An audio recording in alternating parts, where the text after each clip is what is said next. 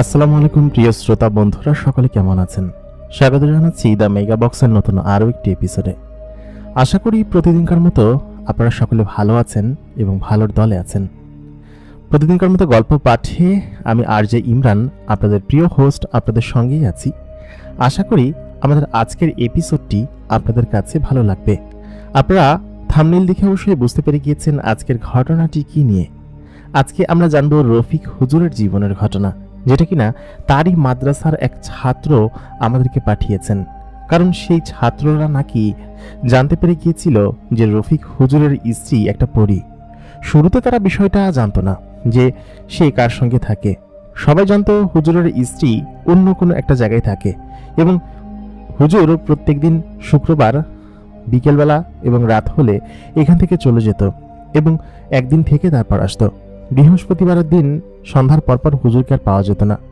অনেক সময় মাঝে মধ্যে গভীর রাতে হুজুর তার নিজের কক্ষ থেকে জঙ্গলের পেছনের সাইডের, মাদ্রাসার পেছনের সাইডে যে জঙ্গল আছে সেই জঙ্গলের ভেতরে যেত এবং সেটাই ওই মাদ্রাসার এক ছাত্র দেখে ফেলেছিল এবং সে হুজুরের ওই বউ সম্পর্কে শুরুতে হয়তো খারাপ ধারণা করেছিল, কারণ হয়তো মনে করেছিল যে হুজুর কোনো নারীর সঙ্গে মেলামেশা করছে জঙ্গলের ভিতরে এসে, গ্রামেরই কোনো নারী বা মহিলা হবে।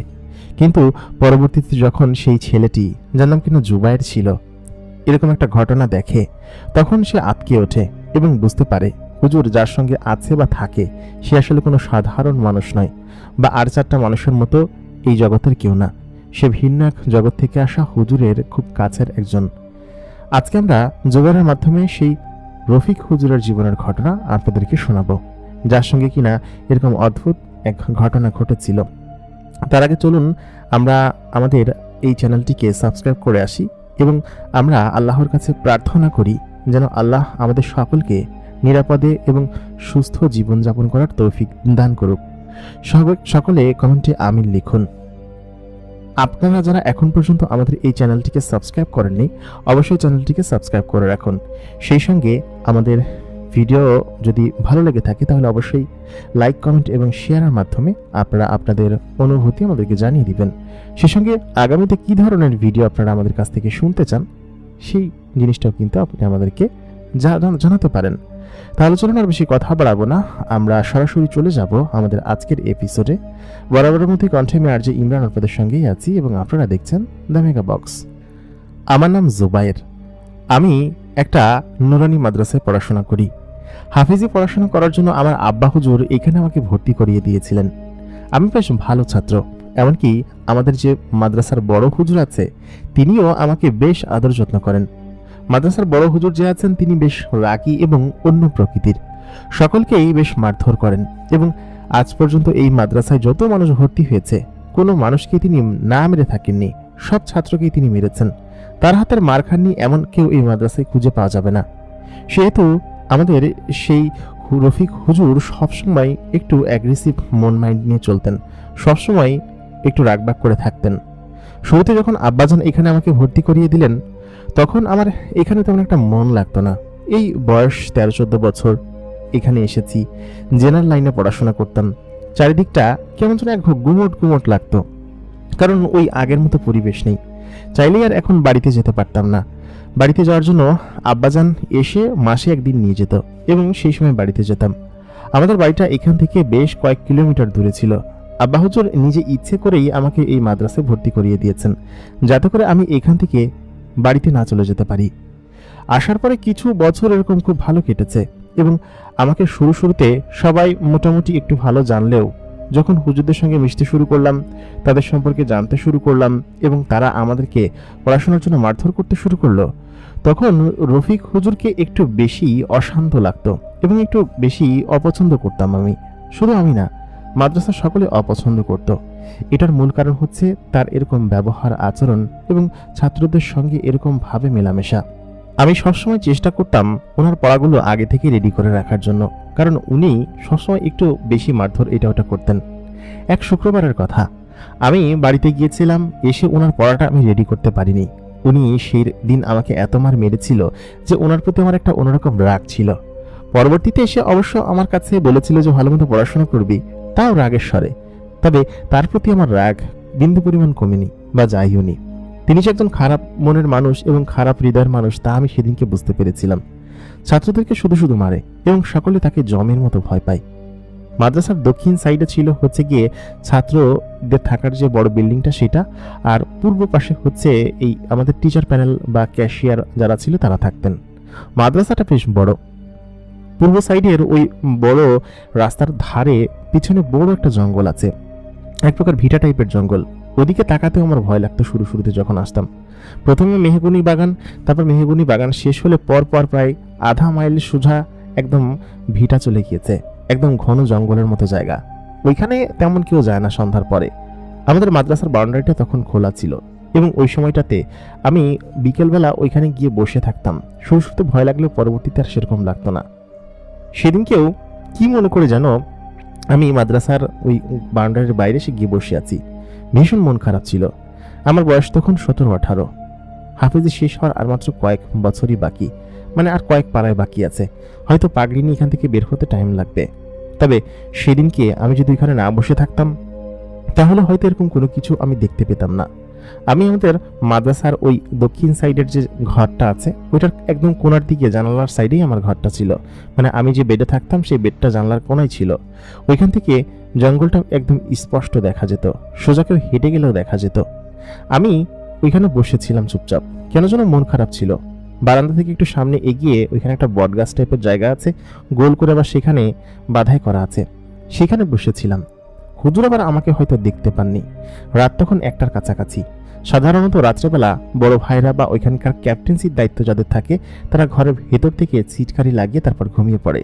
যেহেতু আমার দরজার সঙ্গে বিছানা ছিল সেহেতু আমি ওই সিটকারিটা খুব আলতো করে খুলে মাঝে মধ্যেই বাইরে গিয়ে বসে থাকতাম। এত রাতে বসে থাকা হয়নি কোনোদিন। বাড়ির কথা খুব মনে হচ্ছিল। তাছাড়া হুজুররা খুব মারে পড়াশোনা না করলে। এখানে এক প্রকার প্রেশারই হয়ে যায়। আমি জেনারেল লাইনে পড়াশোনা করেছি, ওইখানে কি চুপচাপ বসে রইলাম। বেশ খানিক্ষণ পর হুজুর সম্ভবত আমাকে দেখতে পাননি, কারণ আমি একটু কালচে টাইপের, পাঞ্জাবিটা পরেছিল একটু ছাই কালারের। তো এই অবস্থায় হুজুর আমার সামনে দিয়ে প্রথমে ঘর থেকে বের হলো। বের হওয়ার পর মাদ্রাসার পেছনে আসলো এবং আমি দেখতে পেলাম আমাদের মাদ্রাসার যে বড় হুজুর আছেন উনি সোজা ওই মেহগনি গাছের বাগানের দিকে হাঁটতে শুরু করলো। এবং ওই মেহগনি গাছের ওইখানে যেখানে কিনা একটা ঘোড়া বাঁধা আছে, সত্যি কথা ওই ঘোড়াটা আমি দেখতে পাইনি। একটা বাদামি রঙের ঘোড়া। ঘোড়াটা যে ওইখানে আছে আমি তো আজ পর্যন্ত কোথাও কখনো দেখিনি। ঘোড়াটা আসলো কোত্থেকে? হুজুর যখন ঘোড়াটার কাছে গেল সেই ঘোড়াটার উপর চড়ে বসলো। ঘোড়াটা হুজুরকে নিয়ে সেই বাগানের ভেতর দিয়ে সোজা চলে যাচ্ছে। হুজুর এত রাত্রে কোথায় যাচ্ছে? আর ঘোড়ার উপরে চড়ে সে কি কোনো দাওয়াত খেতে যাচ্ছে? কিন্তু রাতের বেলা তো তার কোথাও যাওয়ার কথা না। আমি বেশ খানিক্ষণ চিন্তা করলাম, পরে ভাবলাম বসে থেকে কি করব, হুজুরকে ফলো করি, কোথায় যাই দেখি, বেটাকে যদি একবার ফাঁসাতে পারি, রাত্রেবেলা কাউকে কিছু না বলে কোথায় যাচ্ছে একটু দেখে আসি। তাই বলে আমি তার সঙ্গে পেছন পেছন যেতে শুরু করলাম। খানিকটা সামনে যেতেই আমি পাতার শব্দে হঠাৎ করেই গাছের আড়ালে লুকিয়ে পড়লাম, কারণ হুজুর সম্ভবত বুঝে ফেলেছে যে পেছনে কেউ আছে। পরে সে পেছনের দিকে তাকালো। তাকানোর পর আমি সত্যি বুঝে মনে হয়েছে যে সত্যি সত্যি হুজুর ধরে ফেলেছে, কিন্তু হুজুর ধরতে পারেননি। আমি গাছের আড়ালে লুকিয়ে পড়েছিলাম। পরে খুব সাবধানতার সাথে পা টিপে টিপে সামনের দিকে আগালাম। বেশ খানিকটা আগানোর পর দেখলাম হুজুর ওই বড় জঙ্গলের ভিতরে যাচ্ছে। বড় জঙ্গলের ভিতর ঘোড়া নিয়ে যাচ্ছে এবং খানিকটা আগানোর পর দেখলাম হুজুরের হাতে একটা হারিকেন। হারিকেনটা সে কোত্থেকে পেল? বের হওয়ার সময় তো সে হারিকেন নিয়ে আসেনি। তার পরনে সাদা জুব্বা, মুখে তার লম্বা দাড়ি অনেক আগে থেকেই, কিন্তু সে এই হারিকেনটা কোথায় পেল? আচমকা তার হাতে একটা হারিকেন চলে এসেছে। তারপর সেই ঘোড়াটা, যে ঘোড়াটা তাকে নিয়ে যাচ্ছিল, ঘোড়াটা খুব আস্তে আস্তে সামনের দিকে যাচ্ছিল। আমিও তার সঙ্গে আস্তে আস্তে জঙ্গলের ভিতরে ঢুকলাম। বেশ খানিকটা জঙ্গলের ভিতরে যাওয়ার পর হঠাৎ করে দেখলাম হুজুর একটা জায়গায় দাঁড়ালো। ওই জায়গাটা বেশ সাফ সুতরা এবং পরিষ্কার করা, মানে গাছগাছরা ওইখানে নেই। সে ঘোড়ার উপর থেকে নেমে দাঁড়ালো। তারপর ঘোড়াটাকে সে ওইখানের একটা গাছের সঙ্গে বাঁধলো, হারিকেনটা ওইখানের একটা গাছের ডালের সঙ্গে ঝোলালো। ঝোলানোর পর সে সেখানে বসে খানিকক্ষণ এদিকে ওদিকে তাকালো। আমি গাছের আড়াল থেকে সমস্ত কিছুই দেখছি এবং সত্যি কথা আমি বিশ্বাস করতে পারছিলাম না যে হুজুর এখানে অর্ধেক রাত্রেবেলা এসে কি করছে বা কি করতে চাইছে সে। আমি বেশ খানিকক্ষণ সেখানে বসে রইলাম ওই অবস্থায়। জায়গাটা বেশ স্যাঁতসেঁতে ছিল, মশা কামড়াচ্ছিল। মুখ দিয়ে কোনো টু শব্দ বের করতে পারছিলাম না। ভাবলাম চলে যাব। পরে ভাবলাম শব্দটা যদি হুজুর টের পেয়ে যায়, এই জন্য হুজুর যাওয়ার পর তারপর আমি যাব এবং কি করে সেটা দেখব। হুজুর তার কাঁধে থাকা ব্যাগটা থেকে কোরআন শরীফটা বের করলেন। সেখানে পরিষ্কার জায়গায় পাটিটা বেছালেন। বেছানোর পর সেখানে জায়নামাজ বিছিয়ে কোরআন শরীফ তিলাওয়াত করতে শুরু করলেন। বেশ খানিকক্ষণ সে কণ্ঠ ছেড়ে দিয়ে কোরআন শরীফ তিলাওয়াত করলেন এবং ঠিক সেই মুহূর্তে আমার দুই চোখকে অবাক করে দিয়ে আচমকা গাছের ওপর থেকে একটা অদ্ভুত জিনিস নেমে আসলো। মানে কেউ যে এরকম ভাবে গাছের উপরে হেঁটে সোজা নিচের দিকে নেমে আসতে পারে তা তাকে না দেখলে আমি বিশ্বাস করতাম না। আমি সত্যি সেদিনকে খুব ভয় পেয়েছিলাম এবং ভয়ে সেদিনকে আমি ওইখান থেকে দৌড়ে চলে আসি। আমি দেখতে পেলাম যে উপর থেকে একটা আলোকিত বস্তু সোজা নিচের দিকে নেমে আসছে এবং সেটা উড়ন্ত অবস্থায় ছিল। যখন সেই জিনিসটা উপর থেকে নিচের দিকে নেমে আসলো তখন জিনিসটা কালো রঙের ছিল, কিন্তু যখন খানিকটা সামনে যখন আসলো, আসার পর সে যখন গাছের ওপর পাড়া দিয়ে মানে হচ্ছে গাছের উপর হাঁটলে যেরকম হয় ঠিক সেরকম গাছের ওইরকম সোজা অবস্থায় হেঁটে নিচের দিকে নামলো। নামার পর হুজুরের পাশে বসলো, বসে হুজুরের হাত ধরলো। উপর থেকে যে কালো অবয়বটা নেমে এসেছিল সে হুজুরের পাশে বসা মাত্রই একটা খুব সুন্দরী রূপবতী তরুণীতে রূপান্তর হয়ে গেল। তার চেহারা এত মায়াবতী এবং তার চোখ দুটো একদম সম্পূর্ণ সবুজ বর্ণের, চোখ দুটো যেন ঝলঝল করছে। মেয়েটার চারপাশ থেকে আলো ঝলঝল করে ছড়িয়ে পড়ছে এবং পুরো নূরের মতো আলো, এত পরিমাণ চকচক করছে তার শরীরটা। সাদা রঙের একটা বোরকা টাইপের জামা পরা, হিজাব মাথায় জড়ানো এবং সে তার মুখের হিজাবটা খুলে ফেললো। খুলে সে হুজুরের পাশে হুজুরের হাত ধরে বসলো। হুজুর তার পড়া থামালেন। থামানোর পর হুজুর তার কপালে একটা চুমু খেলো। চুমু খেয়ে বলল যে কেমন আছো তুমি। হুজুর ওইটা বলার পর ওই মেয়েটা কি একটা ভাষায় যেন তাকে উত্তর দিল এবং হুজুর খুব খুশি হয়ে তার কপালে আরেকটা চুমু খেলো এবং তার হাত ধরে সেখানে বসে রইল। বসে তারপর বেশ খানিকক্ষণ তারা একে অন্যের দিকে চাওয়াচাই করে গল্প করতে লাগলো। হুজুর তখন মেয়েটার হাত ধরে সেখানেই কোরআন তিলাওয়াত করতে শুরু করলো এবং খুব কণ্ঠ ছেড়ে দিয়ে কোরআন তিলাওয়াত করছিল। তারপর হঠাৎ করেই আমি একটু নড়ে উঠলাম। এটা আমি ইচ্ছে করে করিনি, কারণ হচ্ছে আমার পায়ের ওইখানে খুব জোরে কিসের জন্য একটা কামড় দিল। সেটা কোনো পোক বা কোনো কিছু একটা হবে। কামড় খাওয়ার সঙ্গে সঙ্গে আমি চিৎকার দিয়ে উঠলাম, মানে ওক করে উঠলাম। উঠে আমার পাটা পড়লো একটা পাশে থাকা বড় শুকনো কাঠ ডালের উপর। সেই ডালটা হঠাৎ করে ভেঙে গেল এবং সঙ্গে সঙ্গেই সেই মেয়েটা, যে মেয়েটা কিনা হুজুরের সঙ্গে বসেছিল, ওই মেয়েটা আগুন চোখ করে আমার এই দিকটায় তাকালো, যেন আমাকে সে দেখতে পেয়েছে। এমনভাবে সে তাকালো, মানে একটু রাগান্বিত হয়ে আচমকা কোনার দিকে ঘুরে তাকালে যেরকমটা মনে হয় ঠিক সেরকম ভাবেই আমার দিকে তাকালো। তাকানোর পর আমি তো একদম গলা শুকিয়ে যাওয়ার মতো অবস্থা। ওই অবস্থায় তখন আমি ওইখান থেকে দৌড় মারলাম এবং প্রাণপণে দৌড়ে মাদ্রাসার কাছাকাছি চলে আসলাম। এসে আমাদের বারান্দায় বসে আমি হাঁপাচ্ছিলাম। তখন আমাদের মাদ্রাসার বড় ভাই ইকরামুল ভাই, তিনি আমাকে দেখে বললেন, কি ব্যাপার জুবায়ের, কি হয়েছে তোমার? তুমি এখানে এরকম ভাবে বসে আছো কিসের জন্য? এত রাতে তুমি কোথায় গিয়েছিলে? ইকরামুল ভাইয়ের এই কথা শুনে তখন আমি খানিকটা স্বস্তি নিঃশ্বাস ফেললাম যে না, আমি জায়গা মতো চলে এসেছি।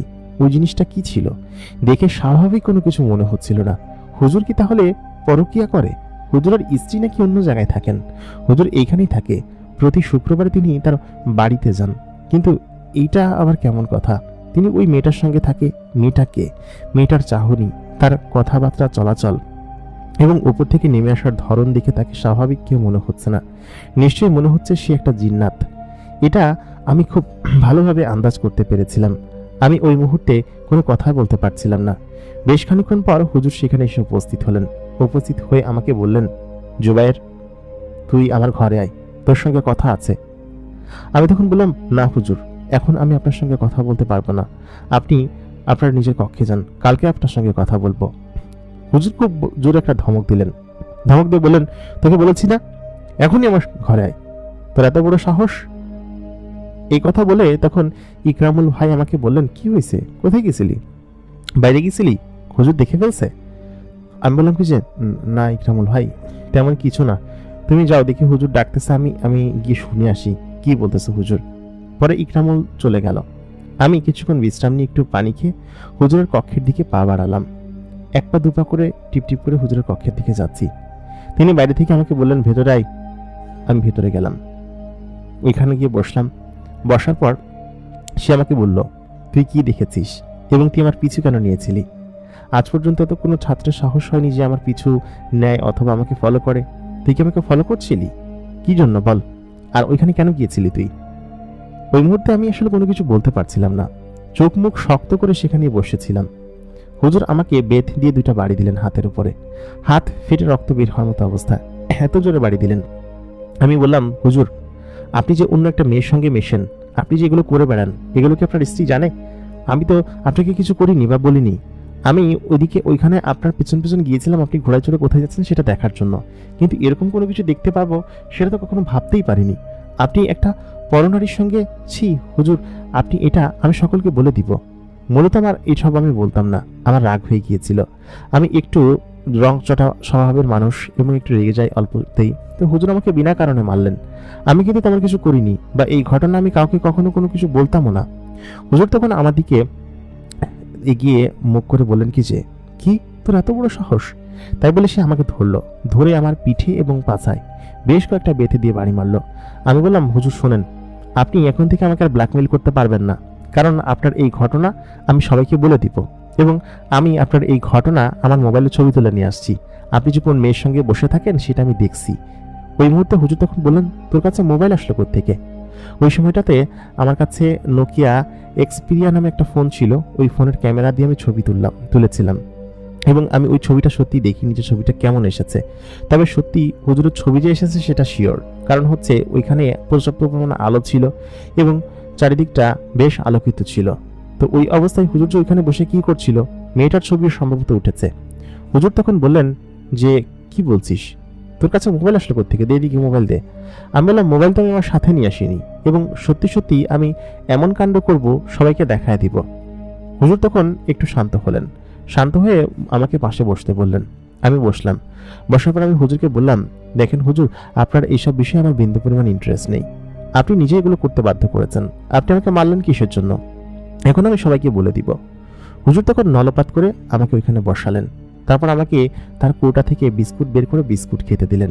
বললেন যে, জুবায়ের, তুমি রাগ করো না, আসলে আমার ভুল হয়েছে, তুমি ছবিটা ডিলিট করে দাও, তোমার কাছে যদি এরকম কোনো কিছু থেকে থাকে। ওই মুহূর্তে আমি বললাম, না, আমি এরকম কোনো কিছু করব না। বেশ খানিকটা বোঝানোর পর আমি বললাম, আচ্ছা ঠিক আছে, আমি ডিলিট করে দিব, তবে আপনি আমাকে এখন থেকে আর মারতে পারবেন না। আমার তাকে ব্ল্যাকমেইল করার একটা সুযোগ হয়ে গেল। হুজুর তখন বললো, বেয়াদবি করলে তো মারবই। আমি বললাম, না, তাহলে আমি এই ছবি ডিলিট করব না, আমার কাছেই থাকবো, আর আমি কাউকে বলবোই না। হুজুর তখন বললেন, আচ্ছা ঠিক আছে, তাহলে তুই এখন যা, আর সত্যি সত্যি করে দিস কিন্তু, নাহলে কিন্তু তোর ফোন পেলে তোকে এমনভাবে ফোনটা আছাড় মেরে ভেঙে ফেলবো, তখন তুই কিছু করতে পারবি না। আমি তখন হুজুরকে বললাম, মেমোরি কার্ডটা আমার কাছে, ফোন ভেঙে আপনি কি করবেন? মেমোরি কার্ড আমি সেরে রাখছি। হুজুর বেশ ভালো একটা কলে পড়ছে। আমি ওই অবস্থায় বাসায় আমার নিজের রুমে চলে আসলাম। ওইদিনকে আমি যেহেতু রাত জেগেছি, বাইরে ছিলাম, আমি বাসায় এসে ফোনটা ট্রাঙ্ক থেকে বের করলাম। সত্যি সত্যি আমি ফোনে একটা ছবি তুলে রেখেছিলাম, এবং জানি হুজুর যদি এরকম কোনো কিছু করে তাহলে আমি ফোনে ছবি তুলে ওটা রেখে দেখাবো। আমি ফোনটা বের করলাম।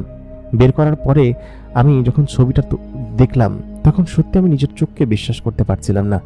ছবিটা যখন আমি তুলেছি তখন হুজুরের ছবি একদম পরিষ্কার এসেছে, তবে সেই ঘোড়া আর সেই মেয়েটা, ওই দুটো চরিত্র একদম সম্পূর্ণ কালো। তাদের চেহারা এবং শরীর বোঝা যাচ্ছে না, তাদের ছবি একদম স্পষ্ট আসেনি, ক্যামেরায় তাদেরকে দেখা যাচ্ছে না। তার মানে সত্যি তারা এই জগতের কেউ না, তারা নিশ্চয়ই জিন্নাত, এবং আমি সেটা ঠিক আন্দাজ করেছিলাম। এই মাদ্রাসায় অনেক জিনের ঘটনা আছে। এক বড় ভাই 27 পারা কোরআন খতম হওয়ার পরে তাকে জিনে আচর করেছিল, এমনটা অনেকের সঙ্গেই ঘটেছে, আমার নিজ চোখে দেখা। আর ওই দিনকেও আমি জিন দেখেছিলাম, কালো একটা ছায়া জানলা দিয়ে বেরিয়ে গিয়েছিল। জিন বুঝতে আমার একটু দেরি হলো না। তার মানে কি হুজুর একটা মেয়ে জিনের সঙ্গে তার অবৈধ সম্পর্ক আছে? আমি ওই দিনকে ফোনের মেমোরি কার্ডটা আলাদা করে রেখে দিলাম, যাতে করে হুজুর এরকম কোনো কিছু না করতে পারে। তারপর 2-3 দিন মাঝখানে সময় কাটলো। মাঝখানে শুক্রবার ছিল, হুজুর মাদ্রাসায় ছিলেন না, উনি সম্ভবত ওনার স্ত্রীর কাছে ওনাদের বাড়িতে গিয়েছে, আমি যতদূর বিষয়টাকে জানতাম আর কি। তো আমি নিজেও তখন বাড়িতে এসেছিলাম। আমি একটু অনিয়মিত হয়ে গেলাম, কারণ ওই দিনকে দেরি করে ঘুম থেকে উঠেছিলাম। আবার বাড়িতে গিয়ে 2 দিন সময় ছুটি কাটিয়ে এসেছি। তো এই 2 দিনের মধ্যে আমার কাছে শুধুমাত্র একটা জিনিসই ঘুরপাক খাচ্ছিল, যে হুজুরের সঙ্গে একটা জিন আছে, এবং ওই জিন মেয়েটা যদি আমার কোনো ক্ষতি করে, হুজুর যে আমাকে ছেড়ে দিল, যদি কোনো ক্ষতি করে ছবিটা আমি ডিলিট করে দিব, এই কথা চিন্তা করলাম। তো এই অবস্থায় আমি ওদিনকে ছবিটা ডিলিটও করে দিলাম, যাতে করে ওই ছবিটার মধ্যে কিছু নাই আসলে দেখার। হুজুরকে এমনিতেই বললে হয়তো হুজুর এমনিতেই বিশ্বাস করবে। তো যাই হোক, ওদিনকে রাত্রেবেলা মাদ্রাসায় আসলাম।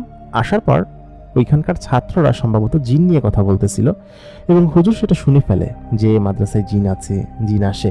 তো ওরা র্যান্ডমলি জিন নিয়ে কথা বলতেছিল, কিন্তু হুজুর মনে করছে যে আমি ওদেরকে সমস্ত ঘটনা বলে দিছি। হুজুর আমাকে সেদিনকে ডেকে আমাকে গিয়ে প্রথমে মারধর করে, বলে কি তুই বলছিস কিসের জন্য? তাই বললাম হুজুর খোদার কসম আমি বলি নাই, আমি মাদ্রাসাতেই ছিলাম না, আমি কিভাবে বলবো?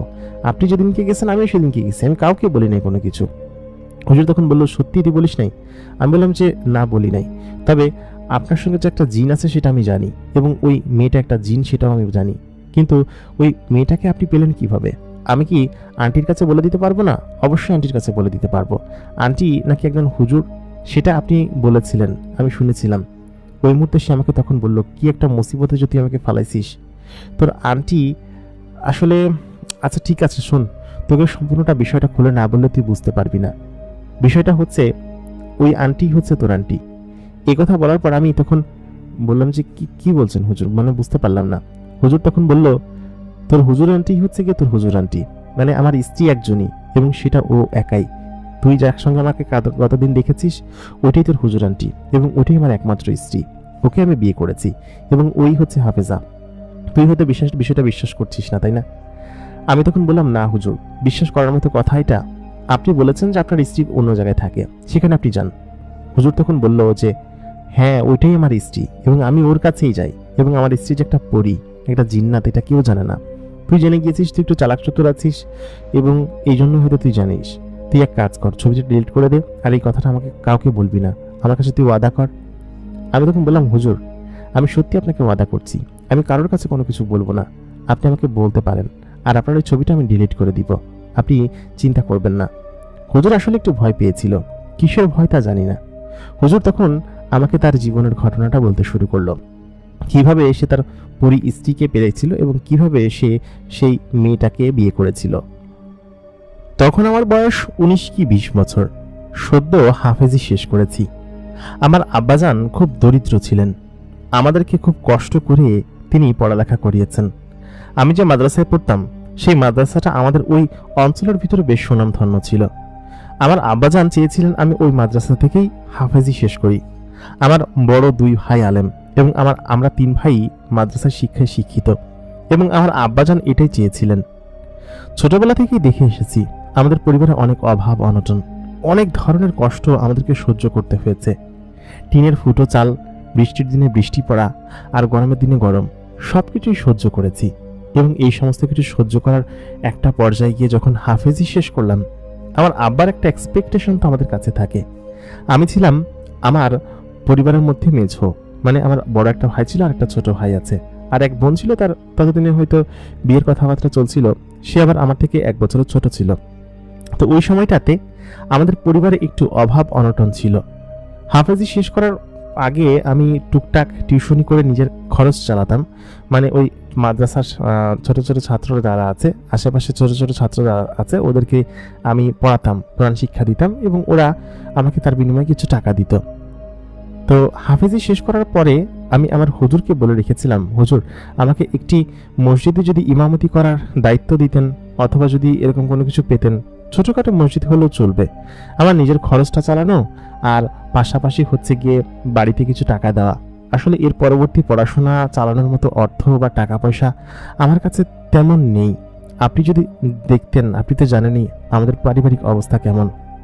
হুজুর তখন আমাকে বললেন, ঠিক আছে, আমাদের উত্তর ভাড়াশিয়া গ্রামের দক্ষিণপাড়া মসজিদে একজন ইমাম প্রয়োজন, ছোটখাটো মসজিদ, তুমি হয়তো সেখানে ইমামতি করতে পারবে। ঘটনাটি আজকে থেকে অনেক বছর আগের, তখনকার সময় এরকম উন্নত যোগাযোগ ব্যবস্থা ছিল না, এবং এত বিদ্যুৎ বা এরকম কোনো কিছু ছিল না। আমি যেহেতু বাহিরের ছাত্র ছিলাম, এবং ওইখানে আমাকে ইমামতি করতে হবে, পাশাপাশি ওইখানে ছোট্ট একটা মাদ্রাসা আছে, সেই মাদ্রাসাও আমাকে শিক্ষকতা করার জন্য ওই হুজুর বললেন কি যে তুমি চাইলে এখানে শিক্ষকতা করে টুকটাক ইনকাম করতে পারবা। একটা ছোট্ট মক্তব আছে মসজিদে, এলাকার বাচ্চা কাচ্চারা ছোটবেলায় সকালবেলা মক্তব এখানে পড়তে আসবে, তো তুমি যদি সেখানেও পড়াও তাও কিছু টাকা পাবা। তো আমি তখন রাজি হয়ে গেলাম। মসজিদটা মোটামুটি পাকা ছিল, ভালোই ছিল চারিদিকটা। তো আশেপাশের পরিবেশটা ছিল হচ্ছে কাঁচা রাস্তা এবং বেশ ঘন জঙ্গলপূর্ণ জায়গা। সেই প্রায় কত দশকের কথা তোমাকে বলবো, ওই সময়টা মনে হয় 2002 কি 1 হবে ওই সময়টা। তো ওই সময়টাতে গ্রামগঞ্জে কারেন্ট থাকতো না, মানুষজন খুবই অনুন্নত জীবনযাপন করত। সন্ধ্যার পরপরই মানুষজন ঘুমিয়ে যেত। এশার নামাজের সময় মুসল্লি খুব একটা হতো না। তো আমাকে মসজিদের ঘরের বাহিরে পাশেই একটা ছোট্ট ছাপড়া টাইপের ঘর ছিল, সেই ঘরের ভিতরে থাকতে দেওয়া হয়েছিল। তো ওই দিনকে আবার ঝড়ে ওই ছাপড়া ভেঙে যায়। ভেঙে যাওয়ার পরে পরবর্তীতে এখন হুজুরে থাকার জন্য একটা ব্যবস্থা, সেটা তো মসজিদের ভেতরেই করতে হবে। তো ওই অবস্থায় আমাকে হচ্ছে গিয়ে ওই মসজিদের ভেতরে থাকতে দেওয়া হয়, থাকার ব্যবস্থা করে দেওয়া হয়। মসজিদটা পাকা ছিল, সদ্যই পাকা করেছিল এবং বিদেশি অর্থায়নে এই মসজিদটা পাকা হয়েছিল। তো নতুন মসজিদ হওয়ার কারণে ওইখানে একজন ইমামের দরকার ছিল। খুব বড় মসজিদ না, তবে ভালো মসজিদ। তো ওইখানে যাওয়ার পর আমি দায়িত্বটা গ্রহণ করি এবং আমার নামাজ পড়ানোর ধরন, তারপর সকলের দোয়া করার ধরন, সমস্ত কিছুই সকলের পছন্দ হয়। আর আরেকটা বিষয় ভালো ছিল যে আমি অন্যান্য সব ছাত্রদের থেকে মোটামুটি একটু ভালো মানের কণ্ঠস্বর ছিল আমার, এবং বেশ ভালোই তিলাওয়াত করতে পারতাম। হুজুর মাদ্রাসায় থাকাকালীন টাইমে আমাকে বিভিন্ন জায়গায় খুতবা পড়ানো বা বিভিন্ন দোয়া মাহফিলে আমাকে পাঠাতেন, কারণ আমার কণ্ঠস্বর অন্যান্য ছাত্রদের থেকে মোটামুটি ভালো ছিল। আমার আবার একটা অভ্যাস ছিল, রাত্রেবেলা আমি দোয়া দুরুদ পড়ে ঘুমাতাম। অনেকদিন মন টুন খারাপ থাকলে একটু কুরআন তিলাওয়াত করতাম। এটা মাঝে মধ্যে করতাম, নিয়মিত ছিল না। ওইখানে যাওয়ার পর কয়েক মাস আমার খুব ভালো কাটলো, মানে ওরকম ভাবে আমি ভালো এবং আনন্দে কখনোই কাটাইনি। তো আমার বোনের বিয়ে ছিল, আর মাদ্রাসা এবং মসজিদ থেকে আমি কিছু টাকা অতিরিক্ত নিয়ে রেখেছিলাম, যার কারণে আমি চাইলেই এই মাদ্রাসা এবং মসজিদ থেকে চলে যেতে পারছিলাম না। প্রায় 5-6 মাসের টাকা অগ্রিম নিয়ে রেখেছিলাম। আমার কিছু টাকা খরচের জন্য রেখে বাকি টাকা আমি বাড়িতে আমার আব্বা আম্মাকে পাঠিয়ে দিতাম, এবং ওনারা ওইগুলো দিয়ে চলাচল করতো। এবং কিছু টাকা সমিতি থেকে উঠিয়ে লোনও করা ছিল, তো ওই টাকার কিছু টাকা আমাকে পাঠাতে হতো মাসে মাসে। তো সব মিলিয়ে আমাকে এইখানে প্রায় বছরখানিক থাকতে হবে সেটা আমি জানি, কারণ একটা জায়গায় আসলে, একটা নতুন মসজিদে ইমামতি শুরু করলে মানুষের সঙ্গে পরিচয় হয়। পাশাপাশি আমার মাওলানা পড়ার খুব শখ ছিল, কিন্তু আমি ওইখান থেকে কোথাও যেতে পারছিলাম না। যেদিনকে মূলত আমার সঙ্গে ঘটনাটি ঘটে সেদিন ছিল এক ঝড় বৃষ্টির রাত। তো ওই ঝড় বৃষ্টির রাতে সাধারণত আমার ঘুম হতো না, মনে হতো যে ঝড় বৃষ্টি এবং গাছপালা ভেঙে আমার ঘরের উপর এসে পড়বে। এটার একটা কারণ আছে। ছোটবেলায় একবার এমন হয়েছিল, আমরা যে ঘরের বারান্দায় শুয়েছিলাম, আমাদের যে ছাপড়া ঘর ছিল, একটা আম গাছ উল্টে এসে আমাদের ঘরের চালার উপর পড়েছিল, এবং সেই টিনের একটা অংশ আমার গালের এবং ঘাড়ের কোনায় লেগে ঘাড় কেটে গিয়েছিল, এবং আমি তখন ঘুমন্ত অবস্থায় ছিলাম। তো ওই একটা ফোবিয়া আছে, আমার একটা ভয় আছে। ওই ভয়ে আমি এরকম রাত্রেবেলা ঘুমাতাম না। আমার এতটুকু খেয়াল থাকতো না যে আমি পাকা দালানে শুয়ে আছি। আমার কাছে মনে হতো যে পাকা দালানি হয়তো ভেঙে আমার গায়ের উপর পড়বে, এই জন্য ঝড় বৃষ্টির রাতে আমি ঘুমাতাম না। তো ওই রাত্রেবেলা আমি ঘুমাই নাই। চারিপাশে বিদ্যুৎ তো ওই এলাকায় ছিলই না, হারিকেন চালাতো সবাই, আর পাখা ছিল। তো এই অবস্থায় আমি মাদ্রাসার বারান্দায়, আমার এখানে খাট পাতা ছিল এবং পর্দা দেওয়া ছিল, এখানে আমি শুয়ে আছি। শুয়ে থাকার পর আমি ভাবলাম যে এখন ঝড় বৃষ্টি যেহেতু হচ্ছে বাহিরে, শুয়ে না থেকে একটু উঠে একটু নামাজ পড়ি। অনেকদিন তাহাজ্জুদের নামাজ পড়ি না। তো তাহাজ্জুদের নামাজটা শেষ করলাম, সালাম ফিরিয়ে সবেমাত্র ডান দিকে তাকিয়েছি। ডান দিকে সালাম ফিরে বাম দিকে ঘুরলাম। তো ঘোরার পর আমি যা দেখতে পেলাম, আসলে তা দেখার জন্য আমার মোটেই প্রস্তুত ছিলাম না। আমি দেখতে পেলাম যে মসজিদের জানলা দিয়ে সোজা 2-3টা মেয়ে মসজিদের ভেতরে প্রবেশ করেছে। তো আমি সর্বপ্রথম ভেবেছি হয়তো বাইরের কেউ প্রবেশ করেছে, কিন্তু এখানে তো গেটে তালা দেওয়া, গেটের চাবি আমার কাছেই থাকে, ঘরের ভিতরে কে ঢুকবে? আমি মসজিদের ভিতরে গেলাম। যাওয়ার পর আমি দেখলাম মসজিদের ভেতরে 2জন মেয়ে নামাজ পড়তেছে। আর আমি যখন তাকে যেতে দেখছি, ওই অবস্থায় আমি যখন গেলাম তখন দেখলাম নামাজ পড়তেছে, এবং ওই মেয়ে দুটো নামাজ পড়ে সালাম ফিরালো। সালাম ফেরানোর পর যখন আমি আবার ওদিকে তাকানোর পর আমি আর কাউকে সেখানে দেখতে পেলাম না। ওইটা যখন আমি দেখলাম, আমি সত্যি তখন ভয় পেয়ে গেলাম। ভয়ে আমি ভেতরে গিয়ে হারিকেনটা জ্বালালাম। হারিকেনটা ডিম করে জ্বালানো থাকে, জ্বালিয়ে এদিক ওদিকে আমি খুঁজতে লাগলাম কে ভেতরে, কেউ তখন সেখানে ছিল না। আমি পরে ভাবলাম যে এটা সম্ভবত আমার মনের ভুল ছিল। বাইরে বৃষ্টি হচ্ছে, বিদ্যুৎ চমকাচ্ছে, মনের ভুলও হতে পারে। অন্ধকারে হয়তো কি না কি দেখেছি, বিদ্যুৎ চমকানোর আলোতে আমি দেখেছি, হয়তো সেটা ভুলও হতে পারে, ভুল কোনো কিছু থাকতে পারে। তো আমার ওইটা খেয়াল ছিল না যে কোনো জিনও মসজিদে আসলে নামাজ পড়ার জন্য আসতে পারে অথবা আশ্রয় নিতে পারে এই ঝড় বৃষ্টির রাতে আর কি। তো আমার ওইটা খেয়াল নেই। আমি বারান্দায় এসে বসলাম, হারিকেনটা আর নিভাইনি, আমার ঝড় বৃষ্টি না থামলে আসলে ঘুম আসবে না। ওই অবস্থায় আমি তখন হারিকেনটা বারান্দায় বসে জ্বালিয়ে আমি তখন কোরআন শরীফটা খুলে আমি কোরআন শরীফটা পড়তে শুরু করলাম। এবং পড়া অবস্থায় আমি কণ্ঠস্বর ছেড়ে দিয়ে সাধারণত কোরআন শরীফ তিলাওয়াত করি। বাইরে ঝড় বৃষ্টি হচ্ছিল এবং ফুল কণ্ঠ দিয়ে আমি তখন তিলাওয়াত করতে লাগলাম। বেশ খানিকক্ষণ তিলাওয়াত করলাম। তিলাওয়াত করার কিছুক্ষণের মধ্যেই আমি খেয়াল করলাম যে আমার আশপাশটা একটা খুব সুন্দর আগরবাতির ঘ্রাণে ভরে গেল। মানে এত সুন্দর আগরবাতির ঘ্রাণ এর আগে আমি কোনোদিন পাইনি। আমি বহুত জায়গায় গিয়েছি, বহুত আগরবাতি ধরিয়েছি, বহুত ফুলের সুঘ্রাণ আমি দেখেছি, কিন্তু এরকম জাতীয় ঘ্রাণ সত্যি কথা আমি এর আগে কোথাও দেখিনি বা কোথাও পাইওনি। আমার নিজের কাছেই যেন চমক লাগছিল। আমার নাকের কাছে আসার সঙ্গে সঙ্গেই আমি বললাম, কিসের ঘ্রাণ এটা? আশেপাশে কোনো ফুল গাছ আছে? কেউ কি আগরবাতি ধরিয়েছে? কিন্তু কে ধরাবে? আমি আশপাশটা একটু হেঁটে এসে দেখলাম, কিন্তু কোথাও কোনো কিছু দেখতে পেলাম না। তারপর এসে দেখলাম যে আমার কোরআন শরীফের পৃষ্ঠাগুলো উল্টানো, যেখানে রেখে গিয়েছিলাম সেখানে নেই, অন্য একটা জায়গায় চলে এসেছে। আমি ভাবলাম হয়তো বাতাসে উড়ে চলে এসেছে। এবং আমি যখন কোরআন তিলাওয়াত করছিলাম, সাধারণত চোখ বন্ধ করে আমি কোরআন তিলাওয়াত করি। এর কিছুক্ষণ বাদে আমি যখন আবার চোখ বন্ধ করে কোরআন তিলাওয়াত করতে লাগলাম, ঘ্রাণটা এত তীব্র ছিল, মনে হচ্ছিল এই ঘ্রাণটাকে আমার সামনে নিয়ে বসে আছে এবং আমাকে কেউ এক নজরে তাকিয়ে দেখছে। ওই অবস্থায় তখন আমি সঙ্গে সঙ্গে চোখ খুলে ফেলি। চোখ খুলে আমি দেখি আমার হারিকেনের আলোটা নিভে গেছে। এবং হারিকেনের আলো নিভে যাওয়ার কথা না, কারণ জানালাগুলো সব বন্ধ, ভিতরে বাতাস আসার সুযোগ নেই। বাতাস আসলেও সেটা খুব অল্প, আর হারিকেনের আলো নিভে যেতে পারে না। আমি দেখলাম হারিকেনের আলোটা ভেতর থেকে নিভেনি, বরঞ্চ বাইরে থেকে কেউ একজন হাত দিয়ে নিভিয়েছে, ওই ইয়েটা ঘুরিয়ে, যেটা দিয়ে ঘুরিয়ে আলো কমানো বাড়ানো হয়। এবং আমার সামনে যখন বিদ্যুৎ চমকালো, বাইরে কেউ একজন বসে আছে, সাদা একটা জামা পরা, মায়াবী চেহারা, যেন নুরানি চেহারা, চুলগুলো ছেড়ে দেওয়া, মাথায় এক ধরনের হিজাব পরা, এবং তার চেহারা এত মায়াবী, আমি শুধুমাত্র ওই যে ব্লিঙ্ক করে যে আলোটা, ডাক পড়ার আলো বা বিজলি চমকানোর যে আলোটা, ওই আলোটাতে তাকে আমি কয়েক দফা দেখেছি। দেখার সঙ্গে সঙ্গে আমি পেছনে সরে গেলাম। সরে পরবর্তীতে যখন আবার বিদ্যুৎ চমকালো, আমি দেখলাম সেখানে আর কেউ নেই। সেই সুন্দর সুঘ্রাণটাও আস্তে আস্তে হাওয়ায় মিলিয়ে যেতে লাগলো। ওই অবস্থায় আমি পেছনে সরে বুকে থুথু নিলাম, আর আয়াতুল কুরসি, দোয়া মাসুরা, সেই সঙ্গে আরও বেশ কিছু দোয়া আমি পাঠ করতে লাগলাম। পাঠ করে বুকে ফু নিলাম। ফু নিয়ে সঙ্গে সঙ্গে আমি আবার সামনে কিছুক্ষণ পর আসলাম। এসে হারিকেনের আলোটা পুরো বাড়িয়ে দিলাম। বাড়িয়ে দিয়ে কোরআন শরীফটা বন্ধ করে জায়গা মতো রেখে দিলাম। রেখে আমি খুব দ্রুত গতিতে তড়িঘড়ি করে নিজের বিছানার কাছে আসলাম। এসে আমি বসে আছি, আমার বুক ধুকধুক করছিল। এখানে কি কেউ আছে? কেউ আছে এখানে? এই কথা আমি বারবার জিজ্ঞেস করছিলাম। কেউ থাকলে এখান থেকে চলে যাও, দয়া করে আমাকে বিরক্ত করো না। আমি খারাপ কেউ নই, আমি তোমাদেরকে বিরক্ত করতে চাইনি, আমার ইচ্ছা করে বিরক্ত করিনি। আমার দুটোর ধারণা মিলে যাচ্ছিল, কারণ দুইবার একই সঙ্গে চোখের ধোঁকা হতে পারে না। এর আগে আমি যাকে দেখেছি এটা ঠিক সেই রকম একজন ছিল, এবং এর আগেও আমি মেয়েই দেখেছি। ওই অবস্থায় ঠিক সেই মুহূর্তে আমার কাছে একটা কণ্ঠস্বর ভেসে আসে। কণ্ঠস্বরটা ছিল খুবই মায়াবী এবং মিষ্টি, এবং এত মায়াবী কণ্ঠস্বর এর আগে আমি কখনো শুনিনি। আমি তখন সদ্য যুবক। পর্দার ওই পাশ থেকে একটা আলো, সাদা তীব্র আলো আমার দিকে এগিয়ে আসছে। আমি বললাম, কে? কাছে আসবেন না আমার। মেয়েটি তখন বলল, তোমার নাম কি? ওই মুহূর্তে আমি বললাম, আমার নাম দিয়ে আপনি কি করবেন? আপনি মসজিদের ভেতরে ঢুকেছেন কিভাবে? আপনি কে? আপনি দয়া করে আমাকে মাফ করে দিন, আমি আপনাকে বিরক্ত করতে চাইনি। আপনি এই ঝড় বৃষ্টির অন্ধকার রাতে এই মসজিদের ভেতরে চলে এসেছেন, আমি জানি আপনি কে। আপনি দয়া করে আমাকে মাফ করে দিন। আপনি নিশ্চয়ই একটা জিনজাদি।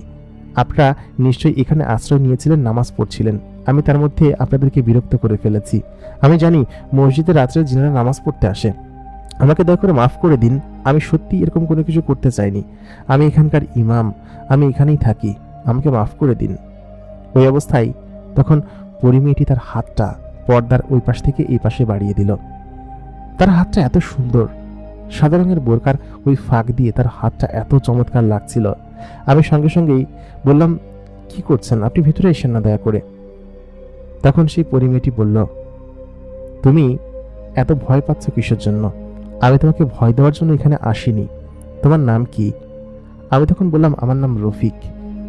মা, আমি এখানে মসজিদে নামাজ পড়াই। ওই মুহূর্তে সে বলল, ঠিক আছে রফিক, আমি তোমার কোনো ক্ষতি করব না। তোমার কোনো ক্ষতি করার জন্য আমি এখানে আসিনি। তুমি ঠিক ধরেছ, আমি এখানে আশ্রয় নেওয়ার জন্য দাঁড়িয়েছি। আমরা এইখান দিয়ে যাচ্ছিলাম একদল জিন বাড়ির দিকে। হঠাৎ করে ঝড় বৃষ্টি শুরু হয়ে যায়। পরে দেখি ফাঁকা মাঠের মাঝখানে এই মসজিদটা, এবং ভেবেছিলাম হয়তো এখানে কেউ থাকবে না। তবে তোমাকে দেখে শুরুতে একটু অবাকই হয়েছিলাম, তারপর ভেবেছিলাম যে এখানে আর থাকবো না। বাইরে এত ঝড় বৃষ্টি শুরু হলো, না থেকে উপায় ছিল না। ভাবলাম যে সম্ভবত তুমি এখানকার মসজিদের ইমাম এবং ইমামতি করো, তোমাকে বিরক্ত করাটা ঠিক হবে না। কিন্তু কিছুক্ষণ পরে যখন তুমি আমাকে মুগ্ধ করে তোমার ওই সুন্দর কণ্ঠ দিয়ে এত সুন্দর কোরআন তিলাওয়াত করলে, আমি সত্যি তোমার কাছে না এসে থাকতে পারিনি, এবং সত্যি আমি তোমার ওই কণ্ঠস্বরের প্রেমে পড়ে গিয়েছি।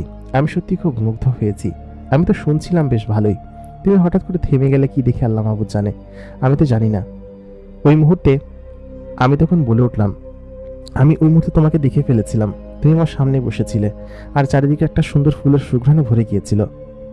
মেয়েটি তার হাতটা সরিয়ে বলল, আমার নাম আয়রা, আমি সামুদ গোত্রের জিন, এবং আমরা মাঝে মধ্যে বিভিন্ন মসজিদে দলগতভাবে নামাজ পড়ার জন্য স্থির হয়ে দাঁড়াই।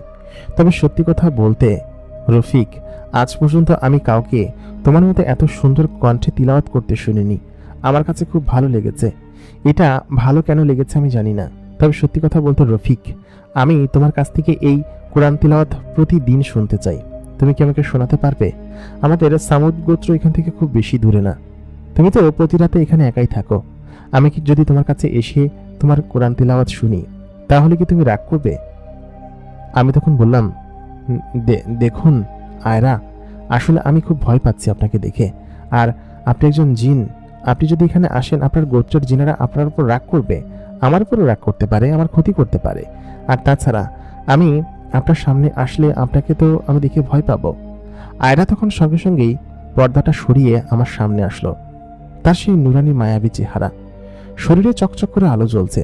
এত পরিমাণ জলজলে আলো এবং এত পরিমাণ সুন্দরী কোনো মেয়েকে আমি জীবনে কোনোদিন দেখিনি। তার গায়ের সেই ঘ্রাণটা এত চমৎকার এবং এত তীব্র ছিল। আমি সঙ্গে সঙ্গেই বসে পড়লাম। আয়রা তখন বলে উঠল, আমি পড়ি, আমাকে দেখতে কি ভয়ঙ্কর লাগছে দেখো। তার মাথার হিজাবটা সে খুলে ফেলল।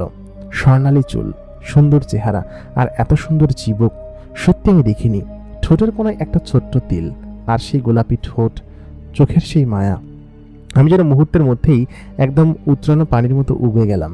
তারপর আমি তাকে বললাম, না না, ভয় পাওয়ার মতো কিছুই নেই তোমার শরীরের মধ্যে, তোমার চেহারার মধ্যে। তবে ও বলল, তাহলে ঠিক আছে, তবে কিন্তু না, আমি কালকে আবার আসবো, এখন আমাকে যেতে হবে, আমার সঙ্গীরা আমাকে ডাকছে। ঠিক আছে, আমি এখন যাই রফিক, আমি আবার আসবো তোমার সঙ্গে দেখা করতে। সেটা বলার পর আয়রা তখন সেখান থেকে উড়ে চলে গেল, এবং হঠাৎ করে হাওয়ায় যেন মিলিয়ে গেল। আমি বিষয়টা সত্যি একটা অন্যরকম স্বপ্ন এবং ঘোরের মধ্যে দিয়ে দেখতে লাগলাম। আমার বুক ধরফর করছিল তখনও। ওই রাতে ফজরের আগ পর্যন্ত আমার ঠিকঠাক মতো ঘুম হয়নি। আমি দু চোখের পাতা এক করতে পারিনি, একটু ছাড়া ছাড়া ঘুম হয়েছিল। তারপর ফজরের রক্ত হয়ে গেল, উঠে মসজিদে আজান দিলাম। মুসল্লিরা আসলো, নামাজ পড়লো। মুসল্লিরা আসার পর বলছিল, ভিতরে কি আগরবাতি ধরিয়েছ? আমি বললাম, না না, আগরবাতি ধরাইনি, একটা আতর এনেছিলাম, ওইটা দিয়েছি, এই জন্য সম্ভবত একটু ঘ্রাণ করছে। ওরা যখন ছিল সেই ঘ্রাণটা মসজিদের ভিতরে ছড়িয়ে পড়েছিল, এবং সেই ঘ্রাণটা তখন পর্যন্ত যায়নি। ওই জিনিসটাই পুরো মসজিদ জুড়ে ছড়িয়ে ছিটিয়েছিল। মুসল্লিরা সকাল সেগুলো নিয়ে বলাবলি করছিল। তখন আমাদের ওইখানকার বড় মুসল্লিরা যারা আছেন তারা বললেন, বেশ ভালো তো, আতরটা তুমি ছিটিয়ে রেখো, সত্যি খুব সুন্দর ঘ্রাণ, কিন্তু এটা যে আয়রার শরীরের ঘ্রাণ, সেটা আমি তাদেরকে কিভাবে বোঝাই বা কিভাবে বলবো। তারপর এর পরের দিন আমি তো ওইরকম ঘুমালাম, রাত্রে দিনের বেলা প্রচণ্ড পরিমাণ ঘুমালাম। জোহরের এক পর্যন্ত কিছুক্ষণ ঘুমালাম, জোহরের নামাজ পড়ে খাওয়া দাওয়া করে আবার প্রায় আসরের এক পর্যন্ত ঘুমালাম। এত পরিমাণ ঘুমিয়েছি যে রাতে সত্যি আমার ঘুম আসছিল না। আর রাতে যে আজকে আয়রা আসবে ওইটা ভেবেই আমার বুক ধরফর ধরফর করছিল। আজকে সে কি করবে, অথবা এসে আমি তো কিছু বুঝতে পারছি না, সত্যি কি মেয়েটা আসবে। বেশ খানিকটা সময় পার হলো। রাত্রি 12টার পরে আমি তাহাজ্জুদে দাঁড়ালাম। তাহাজ্জুদের নামাজ পড়ার কিছুক্ষণ বাদে হঠাৎ করে দেখি সালাম ফেরাবো, আমার ডান সাইডে আয়রা এসে বসে আছে, এবং আয়রাও আমার সঙ্গে নামাজ পড়ছে। আমি বাম দিকে সালাম ফিরিয়ে যখন আয়রার দিকে তাকালাম, কি সুন্দর মায়াবী সেই চেহারা, কি সুন্দর তার শরীরের ঘ্রাণ, আর কি সুন্দর সে আমার পাশে বসে নামাজ পড়ছে হিজাব পরে। আমি বেশ খানিকক্ষণ তার দিকে তাকিয়ে রইলাম। আয়রার নামাজ পড়া শেষ হলো, এবং ও আমার দিকে তাকিয়ে বলল, কি দেখছো? আমি বললাম, কিছু না, তুমি সত্যিই খুব সুন্দর, গতকালকে এমনিতেই তোমাকে দেখে ভয় পাচ্ছিলাম, আমি ভাবিনি আজকে তুমি আসবে। আয়রা তখন আমার দিকে একটু মুচকি হেসে বলল, আসবো না কেন? আমি তো আসতে চেয়েছিলাম, তাই না? আমরা পরীরা একবার কথা দিলে সেটার বরখেলাপ করি না। বসো তুমি, আমি কোরআন শরীফটা নিয়ে আসছি। এই কথা বলে হারিকেনটার আলো হালকা নিভিয়ে দিয়ে কমিয়ে দিয়ে তখন আমি কোরআন শরীফটা আমার পাশে এসে বসালাম রেহালের উপর। আয়রা আমার ঠিক মুখ বরাবর বসলো। ওর চেহারার উপর হারিকেনের হালকা বিন্দু আলো পড়ছিল। ও বলল, আমরা আলো দেখতে পারি না, অন্ধকারে থাকতে আমরা পছন্দ করি, এই জন্য হারিকেনের আলোটা সেদিনকে নিভিয়ে দিয়েছিলাম। আমি বললাম, আজকেও নিভিয়ে দিয়েছি, এতে দেখা যাচ্ছে। আমি শুরু করি? তারপর হঠাৎ করেই ও আমার দিকে তাকিয়ে বলল, হ্যাঁ শুরু করো। আমি চোখ বন্ধ করে এক ধ্যানে অনেকক্ষণ কোরআন তিলাওয়াত করতে লাগলাম এবং ওই মেয়েটি আরফি আমার দিকে ঠিক ততক্ষণই ওরকম ভাবে তাকিয়েছিল। ওর চাহনি দেখে আমার মনের মধ্যেই কেমন যেন বারুদ সংখ্যা জাগছিল। বেশ খানিকক্ষণ ও আমার দিকে এরকম ভাবে তাকিয়ে রইল। আমি যেন পড়ায় মনোযোগ দিতে পারছিলাম না। আমি তখন বললাম, এরকম ভাবে তাকিয়ে কি দেখছো?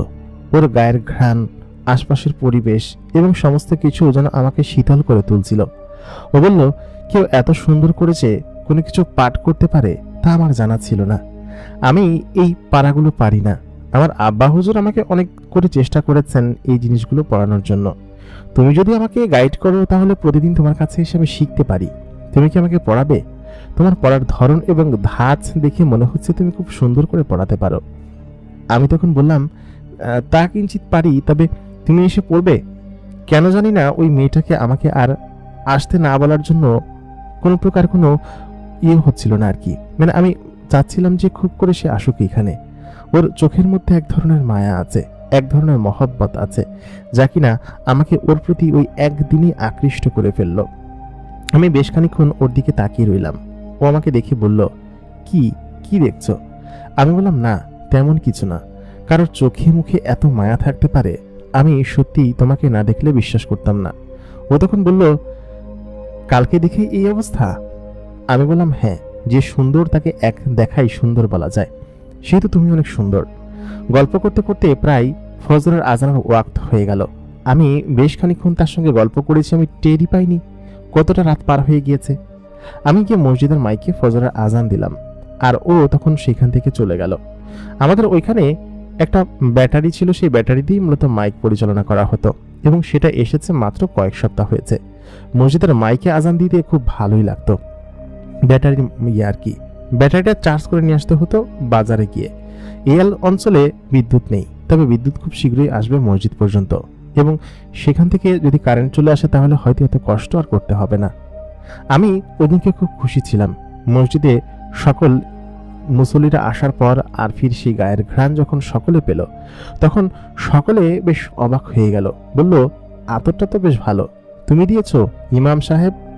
তখন আমি বললাম, জি আমি দিয়েছি। আমি তার বলতে পারছিলাম না যে এই মসজিদে কোনো একটা জিন আসে এবং যে জিন এসে প্রত্যেক দিন এরকম ঘ্রাণ ছড়িয়ে যায়। যাই হোক, ওই অবস্থায় তখন আমার দিন বেশ ভালোই কাটছিল। পরিমেয়টা আমার কাছে প্রতিদিন আসতো এবং এসে প্রত্যেক দিন আমার কাছ থেকে সবক নিত। আমি যদি ভুলভাল কোনো কিছু পড়তো তখন একটু বকা দিতাম। আমাদের মধ্যে বেশ ভালো একটা সম্পর্ক গড়ে ওঠে এবং যে সম্পর্কের গভীরতা এত তীব্র ছিল যে কিছুদিন যেতে না যেতেই আমি তার প্রেমে পড়ে যাই। সে যে একটা জিন ছিল বা সে যে একটা মানুষ ছিল না, সেই বিষয়ে আমার বিন্দু পরিমাণ ধারণাও ছিল না। তার প্রেমে পড়ে যাচ্ছি। আমি জানি ওদিকে আগানোটা ঠিক হবে না, কারণ ওদিকে যদি আগাই তাহলে হয়তো জিনেরা আমাকে ছেড়ে কথা বলবে না, আর তাছাড়া আমি চাইলে ওকে বিয়েও করতে পারবো না কখনো। এটা কি করা ঠিক হবে? এর মাঝখানে একদিন হঠাৎ করে আমার বাবার মৃত্যুর সংবাদ শুনলাম। আমি আমার বাবার জন্য অনেক কিছু করতে চেয়েছিলাম, আর আরফি সে নিজে থেকেও আমার বাবার জন্য অনেক কিছু করতে চেয়েছিল, কারণ আরফি জানতো আমার পরিবারের কথা। আমি ওকে কয়েক রাত বলেছি আমার পরিবারের বিষয় এবং ও শুনেছেও, বলেছে তোমাদের অবস্থা এরকম থাকবে না।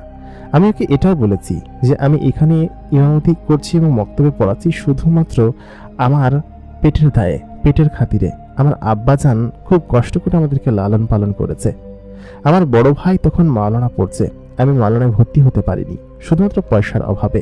প্রায় 6 মাস হয়েছে এই মাদ্রাসায় এবং মসজিদে আমি ইমামতি করছি শুধুমাত্র নিজের খরচ চালানোর জন্য এবং শহরে গিয়ে যেন আমি কোনো মাদ্রাসায় পড়তে পারি সেটার খরচ জোগাড় করার জন্য। আমি আরফিকে এই কথা বলেছিলাম এবং সে ওই অবস্থায় আমাকে বলেছিল সে সমস্ত কিছু ঠিক করে দিবে। কিন্তু এর মাঝখানে হঠাৎ করে আমার আব্বা হুজুর মারা গেলেন। মারা যাওয়ার পর আমি আসলে চাইছিলাম যে আমার আব্বা হুজুরের জানাজা এবং সমস্ত কিছু নিজেই করাবো। তো আরফি সেদিনকে আমাকে কিছু টাকা দিলেন আমার হাতে।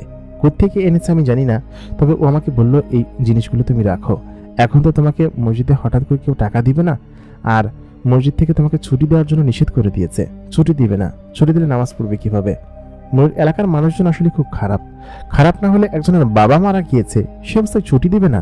তুমি চিন্তা করো না, তুমি ঘুরে আসো, এখানটা আমি ম্যানেজ করে নিব। আরফি সেদিনকে আমার স্থানে একটা জিনকে এনে ইমামতি করিয়েছিল, যে জিন আমার হয়ে ওইখানে নামাজ পড়িয়েছিল, শুধুমাত্র আমার চেহারাটাই, কিন্তু জিনটার কণ্ঠটা আলাদা ছিল। কয়েকজন নাকি জিজ্ঞেস করেছিল আমার কণ্ঠ এরকম হয়ে গিয়েছে কিসের জন্য। আমি বাড়িতে আসার পর আব্বার নিজের গোসল আমি করিয়েছি, আব্বাকে আমি জানাজা পড়িয়েছি এবং আমি কবরে নামিয়েছি। এবং এটা কত সৌভাগ্যের ব্যাপার, সেটা আব্বা নিজে হাতে তার ছেলে পেলেকে মানুষ করে না গেলে হয়তো তিনি ওইখানে মারা যাওয়ার পর উপলব্ধি করেছেন, এটা আমার বিশ্বাস আর কি। ওই অবস্থায় আমি তাকে দাফন কাফন করে খুব কান্না করেছিলাম, কারণ আমার শেষ ভরসা আমার আব্বাজানই ছিলেন। আমি অনেক কষ্ট করে আমার আব্বাজানকে অনেকভাবেই করতে চেয়েছিলাম, আনন্দ সুখ বা অর্থবিত্তের কষ্ট থেকে দূর করতে চেয়েছিলাম, কিন্তু সেটা হয়তো আল্লাহ তাআলা কপালে রাখেননি। আমি দোয়া করি আল্লাহর জন্য, এখনও করি অনেক আল্লাহর কাছে। তো ওই অবস্থায় আমি ওইখান থেকে তারপর চলে আসি। আসার পর মসজিদে একটা ঝামেলা হয়েছিল। যে জিনটাকে রেখেছিল ওই জিনটা হচ্ছে কি কোন একজনের সঙ্গে বেয়াদবি করেছিল, কারণ ওরা তো জিন, ওরা তো আর আমার মতো করে সহ্য করবে না এখানকার হুজুরদের আচার আচরণ বাজে যাই হোক না কেন। মাঝে মধ্যে হুজুরের অনেক আচার আচরণ বাজেভাবে করতেন আমাকে, তা আমি সেটার প্রতিবাদ করতাম না, কিন্তু ও প্রতিবাদ করেছে এবং করে ওই হুজুরকে এমন আছাড় মেরেছে যে হুজুরের একদম পেটের নাড়ি ভুড়ি বের হয়ে আসার মতো অবস্থা। তো আমার চাকরিটা এখান থেকে চলে গেল। আরফি আমাকে বলল যে এর থেকে খুব ভালো চাকরি আমি তোমাকে দিব, তুমি চিন্তা করো না, তুমি এখান থেকে শহরে ফিরে যাও, আর এখন থেকে পড়াশোনার যত খরচ আছে যাবতীয় খরচ সেটা আমি বহন করব। তুমি এখান থেকে মাওলানা পড়তে চেয়েছিলে এবং তোমার মাওলানা পড়ার ইচ্ছে আমি পূরণ করব। এই কথা বলার পর আমি বললাম কিন্তু তুমি কেন এটা করবে, তুমি তো আমার। ও তখন বলল দেখো, তুমি যদি আমাকে তোমার কাছের কেউ মনে করো তাহলে তুমি এইটা অন্তত পক্ষে আমাকে করতে বাধা দিও না। আমি চাই তুমি নামাজ কালাম পড়ো, 5 ওয়াক্ত নামাজ পড়ো, আল্লাহর কাছে দোয়া করো যেন তোমার দিন ফিরে আসুক, এবং এই খরচটুকু আমাকে করতে দাও। টাকা আমি কোত্থেকে আনবো, কিভাবে আনবো সেটা তোমাকে নিয়ে চিন্তা করতে হবে না। আমার কাছে শুধুমাত্র তোমার একটাই চাওয়া, তোমার স্বপ্নগুলো পূরণ হোক এবং তুমি কোরআনের হাফেজ হয়েছো এবং মাওলানাও হয়ে ওঠো। মুফতি পর্যন্ত পড়তে চাইলে সেটাও আমি তোমাকে পড়াবো। শুধু তাই নয়, আমি তোমার জন্য সমস্ত কিছু করব, আর বিনিময়ে তুমি শুধু আমাকে একটু দিও, রাত্রেবেলা তোমার সুন্দর কণ্ঠে আমাকে কোরআন তেলাওয়াত করে শোনাইও, ঠিক আছে? এতটুকু আমার জন্য যথেষ্ট। আমি ওর কাছ থেকে কথাগুলো শোনার পর আমার নিজের কানকে যেন বিশ্বাস করতে পারছিলাম না যে কেউ আমার জন্য এতটা ভাবতে পারে। আমি দরিদ্র ছিলাম আমি মানি, কিন্তু ওই পরি মেয়েটা আমার জন্য এত কিছু করছে এটা যেন আমার বিশ্বাস হচ্ছিল না। তারপর ওদিনকে প্রথমবারের মতো ওকে আমি জড়িয়ে ধরি এবং ও খানিকটা লজ্জা পেয়েছিল, আমি নিজেও বেশ খানিকটা লজ্জা পাই। লজ্জা পেয়ে তখন সঙ্গে সঙ্গেই ওকে ছেড়ে দিই। ও তখন আমাকে বলল আরেকটু জড়িয়ে ধরো না, আমার কাছে খুব ভালো লাগছিল। আমি বললাম না, এখান থেকে যাও। তারপর রাতে ওই দিনকে থেকে চলে যাই এখান থেকে। আমি মাদ্রাসা ছেড়ে আমার এক বন্ধুর মেসে চলে আসি। ওইখানে আসার পর 4-5 দিন আমি ওই মেসেই থাকি। পরি মেয়েটা তখন আমার কাছে আর আসেনি, কারণ এখানে কার কাছে আসবে। তারপর আমি বাসা টাসা খুঁজি একটা নিজস্ব ঘর আমি নিই, এবং সেটা আমার মাদ্রাসার পাশেই ছিল।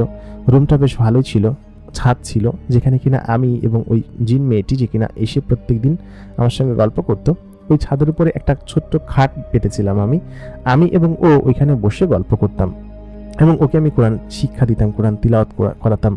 ওইখানে আমি ভর্তি হয়ে গেলাম। ভর্তি হয়ে যাওয়ার পর আমার তো এখানকার দিন বেশ ভালো কাটছিল, সময় বেশ ভালো কাটছিল। ও আমাকে টাকা পয়সা সমস্ত খরচ দিত, আমার এখন পিছুটানো ছিল না। আমার মা মারা গিয়েছে আরো 5 বছর আগে, যখন আমি মাদ্রাসায় থাকতাম। এরপরে বাবা মারা গেল। সব মিলিয়ে বাড়িতে যাওয়ার মতো পিছুটানা আর আমার ছিল না, এবং আমার সত্যি বাড়িতে আর ওরকম কিছু টানতো না, শুধুমাত্র আব্বার কবরটা ছাড়া। মাঝে মধ্যে যখন যেতাম আব্বার কবর জিয়ারত করে আসতাম। তারপর ওই অবস্থায় আমার আরফির সঙ্গে জিন মেয়েটার সঙ্গে কথাবার্তা, আচার চালচলন বেশ কয়েক মাস চললো এরকম অবস্থায়, এবং এর মধ্যে আমি এবং ও একে অন্যের প্রেমে পড়লাম, একে অন্যকে ভালোবেসে ফেললাম। এবং এটা হওয়ারই ছিল, কারণ কোনো ছেলে এবং মেয়ে একসঙ্গে বসবাস করলে ভালোবাসা এটা অটোমেটিক্যালি হয়ে যায়। আর সেখানে তো আরফি একটা অদ্ভুত মায়াবতী একটা জিন এবং একটা পরী। ওই অবস্থায় ওকে আমি ভালোবেসে ফেললাম এবং যেদিনকে ওকে ভালোবাসলাম, ভালোবাসার কথা বললাম, আমার পরাণ যেন ফেটে বেরিয়ে যাচ্ছিল ওকে এই কথাটা না বলতে পারলে। আমি বেশ কিছুক্ষণ ওকে এই কথাটা বললাম। বলার পর ও আমার দিকে তাকালো এবং আমাকে জড়িয়ে ধরে সে প্রথম দিনই আমাকে আমার কপালে চুমু খেয়ে বলল, এই কথাটা আমি তোমার মুখ থেকে অনেক আগে থেকেই শুনতে চাচ্ছিলাম, কিন্তু এতদিন অপেক্ষা করেছিলাম। এই সময়টুকু আমার ভালো লাগছিল। এই সময়টুকু হচ্ছে সব থেকে মধুর সময়, সব থেকে আনন্দের সময়, যে সময়টা আমার জীবনকে করেছে একদম মধুময়। ও সেদিনকে আমাকে জড়িয়ে ধরে আমাকে অনেকক্ষণ আমার বুকের ভিতরে বসেছিল, এরকম বলল কি যে আমি চাই যে তুমি সবসময় আমাকে এরকমভাবে ভালোবাসো এবং আমি তোমাকে অনেক উপরে উঠতে দেখতে চাই। ওই অবস্থায় ও আমাকে যদি হেল্প না করতো তাহলে হয়তো আমি এই পর্যন্ত পৌঁছাতে পারতাম না। আমি আজ যা কিছু হয়েছি, যতটুকু হয়েছি, সব মূলত ওরই প্রতিদান হিসেবে, এবং আল্লাহ তাআলা ওকে আমার কাছে পাঠিয়েছিলেন এক অন্যরকম ভালো হয়ে আর কি। তো এই অবস্থায় আমাদের সম্পর্ক বেশ ভালো কাটছিল। আমি মাদ্রাসায় পড়তাম, পাশাপাশি আমি নিজে থেকে কিছু একটা করার চেষ্টা করতাম। ও সবসময় আমাকে বলতো তুমি পড়ো পড়ো, এবং রাত্রেবেলা এসে ও আমার কাছ থেকে কোরআন শরীফ শিখতো, কোরআন তিলাওয়াত শিখতো। ওরাও ধার্মিক পরিবার ছিল, সামুদ গোত্রের জিন, যেহেতু ওরা নামাজ কালাম পড়তো, আল্লাহর ইবাদত করতো। তো একদিন একটা অন্যরকম কাণ্ড ঘটে গেল। কাণ্ডটা মূলত আমি যদি ওর সঙ্গে না যেতাম তাহলে এটা হতো না। ওদিনকে ছিল হচ্ছে শুক্রবারের দিন। শুক্রবার সাধারণত আমাদের মাদ্রাসা বন্ধ থাকে। তো শুক্রবার সন্ধ্যার বৃহস্পতিবার বিকেলের দিকে আমি ওকে সঙ্গে করে ও আমাকে বললো যে চলো আজকে তোমাকে আমাদের বাড়িতে নিয়ে যাই, আমাদের ওইখানটায় নিয়ে যাই। আমি বললাম বাড়িতে নিয়ে গেলে অনেকে অনেক কিছু সন্দেহ করবে, অনেক কিছু দেখবে, থাক ওইখানে যাওয়ার দরকার নেই। আর যেহেতু তুমি একজন জিন, আমি একজন মানুষ, এরকম অবস্থায় কিছু একটা হয়ে গেলে সমস্যা আছে। ও বললো না, কোনো সমস্যা হবে না। ওদিনকে প্রথমবারের মতো ও আমাকে ওর শরীরের সঙ্গে জড়িয়ে ধরে, একটা কালো বোরকা পরা ছিল ও, আর ঘোড়া নিয়ে এসেছিল একটা। ওই ঘোড়াটা এখন আমার সঙ্গেই আছে। ওটা একটা জিন ঘোড়া, ও চাইলে উড়তেও পারে। তো ওই ঘোড়াটা নিয়ে আসার পরে আমাকে সঙ্গে করে উড়ন্ত অবস্থায় ও ওই অঞ্চলটা পাড়ি দিতে লাগলো, এবং এত দ্রুত গতিতে অঞ্চল পাড়ি দিচ্ছিল ওই জন্তুটা, ঘোড়াটা এক লাফে এত দূর পর্যন্ত যাচ্ছিল যে ওই অবস্থায় আমি সত্যি ভয় পেয়ে যাচ্ছিলাম, এবং ওকে পেছন থেকে শক্ত করে আমি জড়িয়ে ধরে রাখি। ও তখন বললো কোনো সমস্যা নেই, আমি আছি না, আমি থাকতে তোমার এত কিসের চিন্তা, তোমার কিচ্ছু হবে না। তাই বলে সে সোজা আমাকে জড়িয়ে ধরে ওই ঘোড়া দিগন্ত পাড়ি দিতে লাগলো। এই জন্য এই বাস্তবতাকে একদম হার মানাবে, একদম মনে হচ্ছিল যেন 3D কোনো সিনেমা দেখছি এবং ড্রোন উড়ে যাচ্ছে। ওই অবস্থায় তখন আমি ওই ঘোড়ার পিঠে চড়ে একটা সবুজ শ্যামল নির্মল জায়গায় চলে আসি। একটা সুন্দর স্বচ্ছ পানির ফোয়ারা বেয়ে চলে যাচ্ছে সোজা ঝিরির মতো, দুপাশে সবুজ পাহাড়, তারপরে চারিদিকে প্রজাপতিরা এক ফুল থেকে আরেক ফুলে দৌড়ে বেড়াচ্ছে, উড়ে বেড়াচ্ছে, সাদা ফুলের বাগান, ফলের বাগান, দূরে বিশাল বড় এক আলিশান নগরী। ওই নগরীতেই ওরা থাকে। আমি বললাম ওইটা কি? ও বললো ওইটাই আমাদের নগরী, আমরা ওইখানে থাকি, আর এটা হচ্ছে আমাদের সামুদ গোত্র। এত বড় একটা গোত্র, এত বড় একটা ঘর, স্থান, বাড়ি, এত বড় একটা শহর, এরকম সুন্দর জায়গা এর আগে আমি সত্যি কোনোদিন দেখিনি। আমি যখন যাত্রা শুরু করেছিলাম তখন ছিল সন্ধ্যা, মানে এশার নামাজ পড়ে আমি যাত্রা শুরু করেছি, এবং আজকে সারা রাত আমি এখানে থাকবো ওর সঙ্গে। কিন্তু এখানে এসে চিত্র ভিন্ন দেখলাম। এখানে চিত্র সত্যিই সম্পূর্ণ ভিন্ন। চিত্রটা ছিল একটু অন্যরকম। এখানকার পরিবেশটা একদম দিনের মতো পরিষ্কার, চারিদিকটা এত সুন্দর পরিবেশ। আমি সেখানে ওইখানের একটা গাছের নিচে বসে পড়লাম, এবং যে গাছটা নিচে বসেছিলাম সেটা ছিল একটা আঙ্গুর গাছ। আমি আমার জীবনে কখনো আঙ্গুর গাছে দেখিনি। গাছ থেকে আঙ্গুর যেন নিচে ঝুলে পড়েছে। ওই আঙ্গুর ও আমাকে পেড়ে বলল তুমি এটা খাও, কালো রঙের আঙ্গুর। আমি এত মিষ্টি এবং এত সুস্বাদু আঙ্গুর জীবনে কোনোদিন খাইনি। ও আমাকে সেখানে বসতে বলল বসো। পাশ দিয়ে ঝিরের মতো পানি ঝিরঝির করে বয়ে চলছিল, তার ভিতরে স্বচ্ছ মাছ দেখা যাচ্ছিল, আর দূরের নগরী, সেটা যেন একটা পরিষ্কার নগরীর মতো বোঝা যাচ্ছিল। অনেকক্ষণ আমি সেখানে ওর সঙ্গে বসে রইলাম। তারপর ও আমাকে আমার মাথায় হাত বুলিয়ে দিল, আমাকে আদর করে দিল, আমাকে বেশ কিছু জিনিস খাওয়ালো। তারপর কিছুক্ষণ বাদে আমাকে বলল যে শোনো, তুমি এখানে বসো, তোমার জন্য আমি একটা পাঞ্জাবি বানাতে দিয়েছিলাম। ও আমাকে অনেক জিনিস উপহার দিয়েছে, তার মধ্যে বেশ কয়েকটা পাঞ্জাবি ছিল আমার ঘরের ভিতরে ভরা। আমি পাঞ্জাবিটা ওর কাছ থেকে নিলাম। একটা প্যাকেট ছিল, প্যাকেটটা কোনো পলিথিন বা কাগজ দিয়ে তৈরি নয়, এক ধরনের তন্তু দিয়ে তৈরি। সেই প্যাকেটটা নেওয়ার পর বলল, এটা তোমার জন্য। আমি বললাম যে তুমি আর কত দিবে আমাকে? আমাকে দিয়ে দিয়ে তো তুমি একদম ভরে ফেলেছ। ও তখন আমার দিকে তাকিয়ে বলল, যতদিন তুমি বেঁচে থাকবে ততদিন আমি তোমাকে দিব। আমার মাঝে মধ্যে খুব মন খারাপ হয় জানো, তুমি যখন মারা যাবে তখন আমি এরকম যৌবনই থাকবো, আমরা অনেক বছর বাঁচি, আমি তখন কাকে নিয়ে বাঁচবো? আমি তখন ওকে জড়িয়ে ধরে বললাম, আমাকে নিয়েই তুমি বাঁচবা, আর যতদিন আছি ততদিন আনন্দ এবং হাসি খুশি নিয়েই বাঁচবা, এত দুঃখবোধের কিছু নেই। অল্প এই জীবনে আমরা যতটুকুই বাঁচতে চাই ততটুকুই দুঃখ কোড়াই। ও আমাকে জড়িয়ে ধরে বলল, তুমি যে কি অদ্ভুত কথা বলো, এই সমস্ত জিনিস আমার কপালে, আমার মাথায় ঢোকে না। এই অবস্থায় তখন ও আমাকে জড়িয়ে ধরে ওখানে বসে রইল। ওই রাস্তার পাশ ধরেই একদল ঘোড়া যাচ্ছিল এবং ঘোড়ার উপরে কয়েকটা জিন বসেছিল। সেই জিনগুলোর মধ্যে একটা জিন ছিল হচ্ছে ওর চাচা, এবং ওর চাচা সেই বিষয়টা দেখে ফেলে। দেখে তখন কিছু বলে না, কিন্তু ও আসলে দেখেনি এবং আমিও দেখিনি যে ওদিক দিয়ে জিন যাত্রা করছিল। এবং ঘোড়ার শব্দ শুনে আমি বিষয়টা আঁচ করে আমি খুব বলি যে এখান থেকে কিছু একটা যাচ্ছিল না। আরফি তখন বলল, আমি তো খেয়াল করিনি। যাই হোক, ও ওই বিষয়টাকে খেয়াল করে না। ওই অবস্থায় ওইখান থেকে বেশ খানিক্ষণ সময় কাটিয়ে আমরা ওইখান থেকে চলে আসি। এবং ওদিন রাত্রেবেলায় আরফি যখন বাড়িতে ফেরার পর ওর চাচা যান ওকে জিজ্ঞেস করেন ছেলেটা কে ছিল। তাকে দেখে কোনো মানুষ মনে হচ্ছিল না, সে তো কোনো জিন নয়, তাহলে তুই তাকে এখানে কেন নিয়ে আসলি? আমি কি তোর আব্বা হুজুরের কাছে বলবো বিষয়টা? বললে তিনি হয়তো বিষয়টা খুব খারাপভাবে নেবেন, ভালোভাবে নেবেন না। একটা ছেলের সঙ্গে এরকম মেলামেশা করছিস, সে কে এবং তুই এখানে আনার সাহস তাকে কিভাবে করলি? তুই জানিস না আমাদের গোত্রে কোনো মানুষ প্রবেশ নিষেধ, সেখানে তুই জেনে শুনে এরকম একটা কাণ্ড।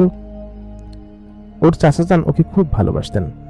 আরফি তখন ওর চাচাজানকে বলল যে, চাচাজান, আমি ওকে ভালোবাসি, ও একটা খুব ভালো ছেলে, মানুষটাতে কি হয়েছে, কিন্তু ওর মতো ভালো মনের আত্মা আজ পর্যন্ত আমি কোথাও দেখিনি, আমাদের জিন জগতে দেখিনি। একজন হাফেজ এবং মাওলানা পড়ছে এবং মুফতি হবে সামনে, এবং আমি চাই আমি একে বিয়ে করব। এবং তোমরা যদি ওর সঙ্গে দেখা করতে চাও, আব্বা হুজুরকে তুমি একটু বলো, আমি চাই ও তোমাদের সঙ্গে দেখা করুক, আমি ওকে বিয়ে করতে চাই এবং এরকম সম্পর্কে আমি থাকতেও চাই না। আমি অনেকদিন ধরেই তোমাকে বিষয়টা জানাবো করে জানাচ্ছিলাম, কিন্তু জানানো হয়নি। আব্বা হুজুরকে তুমি একটু বলবে চাচাজান, বললে হয়তো আমাদের বিয়েটা তিনি দিবেন। তখন আরফির চাচা বললেন যে, বিয়ে যে দিবে সেটা তুই শিওর হলি কিভাবে? নাও তো দিতে পারে, তাই না? তুই এইসব নিয়ে বেশি ঘাটাঘাটি করিস না, বুঝছিস? তুই এক কাজ কর, তুই এটা বাদ দে। অনেক তোষামদি এবং অনেক কিছু করার পরে আরফির চাচা রাজি হলেন, কিন্তু সর্বপ্রথম তিনি আমার সঙ্গে কথা বলবেন বলে অঙ্গীকারবদ্ধ হলেন। যাই হোক, ওই রাত্রেবেলা যখন আরফি কথা বলার পর তো ওই রাত্রে আর আসেনি আমার কাছে। এর 2 দিন পরে আমার কাছে আসলো।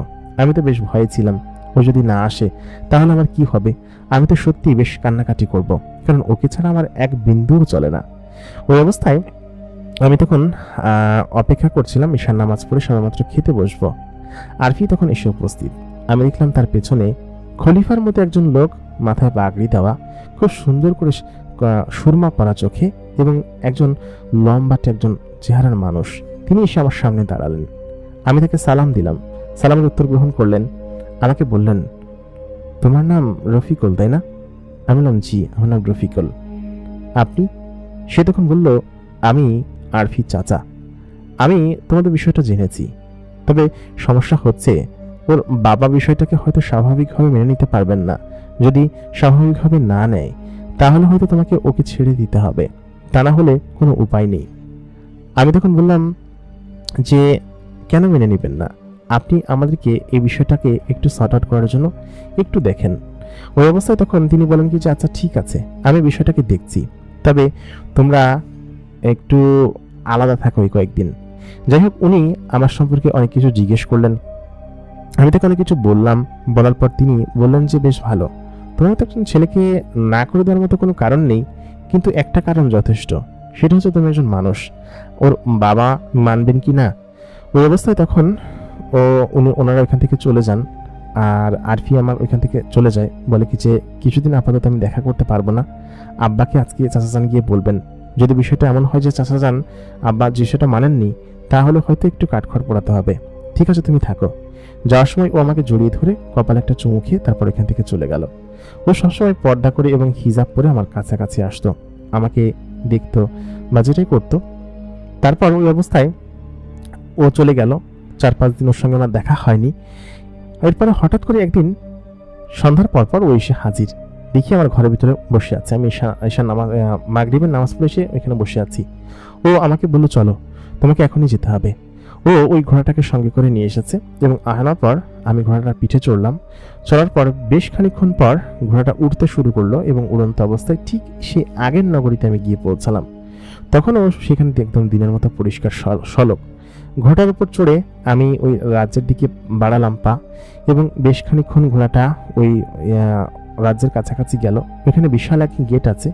গেটটা সম্পূর্ণ গাছ এবং ফুল দিয়ে মোড়ানো। আমি তার ভিতরে প্রবেশ করলাম। প্রবেশ করার পরে সেই নগরীর মাঝখানে ডান সাইডে দক্ষিণ কোণার দিকে একটা মোটামুটি আলিশান বাড়ি আছে। সেই বাড়ির ভিতরে প্রবেশ করলাম। প্রবেশ করার পর আমাকে ঘোড়া থেকে 2জন জিন নামতে সাহায্য করলো। আরফিও সেখানে ছিল, পাশাপাশি চাচাজানও সেখানে ছিলেন। আমাকে ভেতরে নিয়ে যাওয়া হলো। ভেতরে নিয়ে যাওয়ার পর সকলে আমাকে এটা ওটা জিজ্ঞেস করতে লাগলো। তারপর আমাকে ছুঁয়ে দেখছিল কিছু কিছু জিন। তারপর ওরা আমাকে এর আগে কখনো দেখেনি, মানুষ দেখেনি। ওই অবস্থায় একজন খুবই রাগান্বিত চেহারার এক মুরব্বী দাড়িওয়ালা লোক উপর থেকে নিচের দিকে নেমে আসলো। আসার পর সকলে দাঁড়ালো, আমি নিজেও দাঁড়িয়ে গেলাম। তারপর আমি তাকে সালাম দিলাম। তিনি সালামের উত্তর গ্রহণ করলেন এবং আমাকে খুব রাগান্বিত স্বরে বেশ কিছু প্রশ্ন জিজ্ঞেস করলো। আমি প্রশ্নগুলোর উত্তর করলাম ঠিকঠাক মতো। পাশাপাশি উনি আমাকে কোরআন থেকে কিছু আয়াত এবং কিছু তিলাওয়াত করতে বললেন, সূরা তিলাওয়াত করতে বললেন। আমি খুব সুন্দরভাবে সেগুলো তিলাওয়াত করতে লাগলাম। উনি তখন বললেন, তোমার সবকিছুই ঠিক আছে, তবে তুমি একজন মানুষ, এটাই হচ্ছে কি সব থেকে বড় সমস্যা। তুমি যেখানে এসেছো তাও আবার আমার অনুমতিতে, এটা যদি আমাদের সম্রাট জানতে পারে তাহলে হয়তো তোমাকে শাস্তি দেবেন, পাশে আমাকেও শাস্তি দেবেন। শোনো, আমার মেয়ে তোমাকে পছন্দ করে, আমাকে সমস্ত কিছু ও বলেছে। তবে একটা সমস্যা আছে। সমস্যাটা হচ্ছে আমরা তো মানুষ না, আমরা জিন। আমরা চাইলেই তোমাদেরকে আমাদের গোত্রের সঙ্গে মেলাতে পারি না। আমার মেয়ে তোমাকে বিয়ে করতে চাই, তবে শর্ত একটা আছে। সেই শর্তটা হচ্ছে তুমি আর এখানে আসতে পারবে না। আজকে এসেছো, এটাই শেষ। আমার মেয়ে তোমার সঙ্গে দেখা করতে যাবে, তোমার সঙ্গে থাকবে, কিন্তু তুমি কোনোদিন আমাদের এখানে আসতে পারবে না। আর হ্যাঁ, যদি আসতে চাও আমাদের গোত্র থেকে বাহিরের কোনো গোত্রে গিয়ে সেখানে তোমরা থাকতে পারো। আর আমার মেয়ে তোমাকে কি দেখে পছন্দ করেছে আমি জানি না, তবে সত্যি আমার তোমাকে পছন্দ হয়নি। এখন যেহেতু ও আমার মেয়ে তোমাকে পছন্দ করেছে, আর জিনেদের একটা স্বভাব, একজনকে একবার পছন্দ হয়ে গেলে দ্বিতীয়বার অন্য কাউকে তার পছন্দ হয় না। আমার জিন মেয়েটা এখন বড় হয়েছে, ও নিজের সিদ্ধান্ত নিজে নিতে পারে। সেহেতু আমি চাই যে তোমরা বিয়ে করে বৈধ সম্পর্কে থাকো, অবৈধ সম্পর্কে থেকো না, এটাই চাই। এবং আল্লাহ তাআলা এটাকেই প্রমোট করে। ওই অবস্থায় ওদিনকেই আমাদের ওইখানে বিয়ে করানো হলো এবং একজন কাজী ডেকে ওই অবস্থায় এখানে মৌলবী ডেকে বিয়ে পড়ানো সম্পূর্ণ হলো এবং আমরা 2 রাকাত নফল নামাজ পড়ে সেখানে আমাদের সমস্ত কিছু করা হলো এবং বাসর ওইখানে সাজানো হয়েছিল। তো প্রথমবারের মতো আমি ওর সঙ্গে ওর খুব কাছাকাছি ছিলাম এবং সত্যি সেই একদিন আমার খুব ভালো কেটেছে, ওইখানে খুব আনন্দের সঙ্গে কেটেছে। তারপর এখান থেকে আমি চলে আসলাম। চলে আসার পর আমি তো এখানে থাকতাম আর ও আমাকে সবসময় সাপোর্ট করতো। রাতের বেলা আমার কাছে এসে আমার কাছে গল্প শুনতো, আমার কাছে তিলাওয়াত শুনতো, পাশাপাশি আমাকে বেশ সমীহ করতো, সবসময় সম্মান করতো। তারপর তো আমার মা এখান থেকে হাফেজি শেষ করার পর মাওলানা শেষ করি, মুফতি শেষ করি এবং ও সবসময় আমার সঙ্গেই ছিল সেই সময় থেকেই। এরপরে আমি কয়েকটা মাদ্রাসা চেঞ্জ করেছি। এই মাদ্রাসায় তারপর আসলাম। আসার পর আমি একটা নির্দিষ্ট জায়গা ঠিক করলাম যে আমরা প্রতিদিন ওর সঙ্গে ওইখানে গিয়ে দেখা করব। মাঝে মধ্যেও আমার সঙ্গে দেখা করতে আসতো। মাদ্রাসায় চাইলে আমরা দেখা করতে পারতাম না, অন্যান্য হুজুরা যদি টের পেয়ে যায়, এই জন্য আমি রাত্রেবেলা ওইখানে গিয়ে ওর সঙ্গে দেখা করি এবং আমার স্ত্রী একজনই এবং ওটাই তোমার হুজুর আন্টি। ওনার কাছ থেকে এই জাতীয় কথাগুলো শোনার পর আমার নিজের কাছে কেমন যেন খারাপ লাগছিল যে না, ওনার কাছ থেকে এরকম গল্পগুলো শোনা উচিত হয়নি বা এরকম কোনো কিছু করা উচিত হয়নি। তারপর আমি ওনার কাছে ক্ষমা চাইলাম এবং বললাম, হুজুর, আমি সত্যি আপনাকে খারাপ বলে জানতাম, কিন্তু আপনি যত ভালো তা আমি জানতাম না এর আগে। আর আপনি সত্যি খুব ভালো মনের একজন হুজুর। আপনি যদি এরকমভাবে আমাদেরকে শাসন মরণ না করতেন তাহলে হয়তো আমরা মানুষ হতাম না। আমরা কষ্ট করে হলেও আপনার কাছ থেকে অনেক কিছু শিখছি, জানছি, এটাই আমাদের জন্য অনেক বড় পাওয়া। এবং হুজুর আন্টিকে আমি দেখেছি এবং তিনি বেশ ভালো একটা জিন। আপনার জীবন সুখের হোক। আমি এই ঘটনা কোনোদিন কাউকে বলবো না, আপনার কাছে ওয়াদা করলাম। এবং এই ঘটনা মাদ্রাসার কেউই জানতে পারবে না। আমি ছবিটা ডিলিট করে দিয়েছি। তারপরে যদি বিশ্বাস না হয় আমি আপনাকে দেখাবো। আপনি বলার আগে আমি ডিলিট করে দিয়েছি। তখন হুজুর আমাকে বলল যে আমি জানি তুই ভদ্র ছেলে, ভদ্র বাচ্চা, তবে আমি ভয় পেয়ে গিয়েছিলাম, এটা আমার গোপন সিক্রেট, এই কথাটা তুই কাউকে বলবি না, ঠিক আছে? আমি বললাম না হুজুর, আমি ঘটনা এবং কথা কাউকে কোনোদিন বলবো না, সেটা তো আপনি একদমই চিন্তা করবেন না। হুজুর তখন আমাকে জড়িয়ে ধরলেন এবং তার হাত থেকে একটা আংটি খুলে আমাকে দিলেন। বললেন, এটা জিনেদের দেশের আংটি, এটা তো সঙ্গে রাখিস, এটা তোকে অনেক কিছু থেকে হেফাজত করবে। আমি হয়তো এখানে থাকবো না চিরদিন, কিন্তু এই আংটিটা তোকে অনেক কিছু থেকে হেফাজত করবে, তুই এটা রাখ। তারপরে হুজুর ওই মাদ্রাসায় মাত্র 1 মাস ছিলেন এবং এরপরে ওই হুজুর মাদ্রাসা ছেড়ে চলে যান। আর আমিও হুজুরকে অনেক বেশি মিস করি। তারপরে আর হুজুরের সঙ্গে কোনোদিন কোথাও দেখা হয়নি। ওনার বাড়ি কোথাও তাও আমি জানি না। তো হুজুরের এই ঘটনাটি শুধুমাত্র কেবলমাত্র আমি জানি এবং হুজুর নিজে জানেন। তো এই ছিল হচ্ছে জুবাইরের জীবনের ঘটনা, যেটা কিনা জুবাইর আমাদেরকে পাঠিয়েছেন। তো ঘটনাটি আজকে থেকে অনেক বছর আগের হুজুরের সঙ্গে ঘটেছিল। জুবাইর বিষয়টা সম্পর্কে সাক্ষী হয়েছিল। তো আশা করি এই ঘটনাটি আপনাদের কাছে ভালো লেগেছে। ভালো লেগে থাকলে অবশ্যই লাইক করবেন, কমেন্ট করবেন, শেয়ার করবেন। সেই সঙ্গে আপনি যদি আমাদের এই চ্যানেলে নতুন হয়ে থাকেন তাহলে অবশ্যই চ্যানেলটিকে সাবস্ক্রাইব করবেন এবং আমাদের সঙ্গেই থাকুন। দেখা হচ্ছে পরবর্তী এপিসোডে। তখন কণ্ঠে আমি আর যে ইমরান আপনাদের সঙ্গেই ছিলাম। ধন্যবাদ সবাইকে।